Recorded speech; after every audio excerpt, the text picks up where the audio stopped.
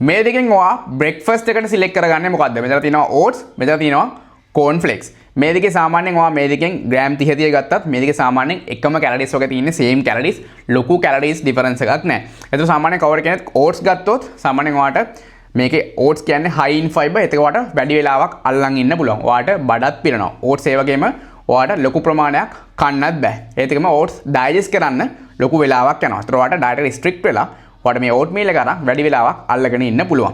ඒකම corn flakes ගත්තොත් corn flakes කියන්නේ සාමාන්‍යයෙන් low in fiber. ඒ කියන්නේ ඔයාට වැඩි වෙලාවක් අල්ලන් ඉන්න බෑ. මේක quick digest කරනවා. ඒතර ඔයාට ආයෙත් ඉක්මනට බඩගෙන යන්න පුළුවන්. මේ දෙක same calories වුණාට මේ දෙක ඔයාට ලැබෙන benefits වෙනස්.